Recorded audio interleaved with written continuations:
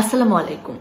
একটা কথা, 5ই আগস্টের পর থেকে আমরা যারা অভ্যুত্থানের পক্ষে শক্তি ছিলাম তারা অনেক শুনছি, কারণ 5ই আগস্ট পরবর্তী সময়ে আমাদের নতুন বাংলাদেশকে নিয়ে, পরিবর্তিত বাংলাদেশকে নিয়ে যে আকাশ চুম্বী স্বপ্ন ছিল, সেই জায়গায় অনেক পানির ছিটা, কাদার ছিটা, ঝড় তুফান সেগুলো যখন আসছে তখন আমরা শুনছি আসলে তোদের লাল স্বাধীনতা কেমন লাগে, তোরাই তো এই পরিস্থিতি নিয়ে এসেছিস।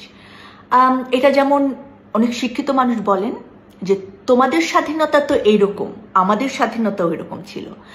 আমাদের স্বাধীনতা তোমাদের স্বাধীনতাকে আমি আসলে বুঝি না। 71 আমাদের রক্তে আছে বলে আমরা 24-এ ভয়েস রেজ করতে পেরেছি বাংলাদেশের মানুষের জন্য, যে আমার টাকায় কেনা গুলি যেমন 71-এ আমার উপর চলতে পারতো না, 24-এও সেটা চলতে পারে না। তাই 24-এর লাল স্বাধীনতা 71-এর লাল স্বাধীনতা থেকে আলাদা কিছু না, কিন্তু রক্তের বিনিময়, রক্তের রং সবসময় লাল।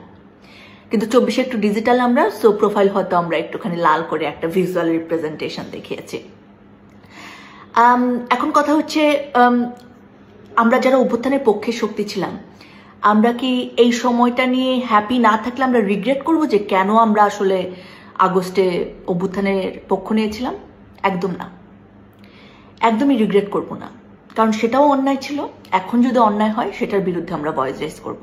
ইটস নট যে আমরা কোনো একটা সরকারকে বসানোর জন্য রাস্তায় নেমেছিলাম। আমি অনেক বন্ধু, আমার একটা বন্ধু আছে যে এইখানে আন্দোলন করার জন্য তাকে চাকরিচ্যুত করা হয়েছিল, কিন্তু ওই অভ্যুত্থানে সে চাকরি ছেড়ে দিয়ে ভয়েস রেজ করেছে, মাঠে থেকেছে, এবং এই সময় দাঁড়িয়ে সে একদম চুপ, কারণ তার নিশ্চয়ই অসহায় লাগে।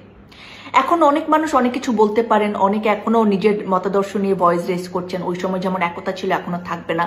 এবং আমরা যারা সত্যিকার অর্থে শুধুমাত্র মানুষের মুক্তির কথা ভেবেছি, শুধুমাত্র ভেবেছি মানুষের মর্যাদা থাকবে আমাদের বাংলাদেশে, আমাদের ভোটের অধিকার থাকবে, আমাদের বাংলাদেশের সরকার আমার কথা শুনবে, আমার কথা ম্যাটার করবে, আমার প্রাণ ম্যাটার করবে, তারা না এই কথাগুলো সবসময় বলবো।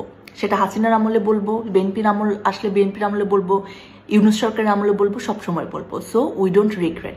আমরা কোনো সরকার পরিবর্তনের খেলা খেলি নাই, আমরা একটা সিস্টেম পরিবর্তনের খেলা খেলেছি, যদি সেটাকে খেলা বলতে চান আপনারা। সো অনেক গালাগাল শুনি, দ্যাটস ওকে। 2 নম্বর কথা হচ্ছে যে তাহলে কি আমি ওই যে আগেই ভালো ছিলামের দলে? আমি একদমই আগেই ভালো ছিলামের দলে না। আমরা আগেও ভালো ছিলাম না, এখন আমরা ভালো থাকতে পারছি না, আমরা স্ট্রাগল করছি নানাভাবে। কারণ আমাদের বিক্ষিপ্ত শক্তি, আমরা এখন সবাইকে সর্বা ভাবছি, আমরা নিজেদেরকে এই আন্দোলনের, এই অভ্যুত্থানের সবচেয়ে বড় স্টেক হোল্ডার ভেবে ভাবছি যে আমি যে স্বপ্ন নিয়ে নেমেছিলাম এই স্বপ্নটা এস্টাবলিশ করতে হবে, বাট ইটস নট অ্যাকচুয়ালি।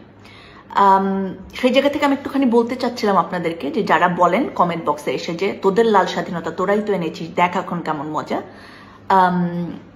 আমরা মানে এটা মনে রাখবেন, যারা আনতে পারে তারা আসলে সবসময় পরিবর্তনের জন্যই কথা বলে, ঠিক আছে?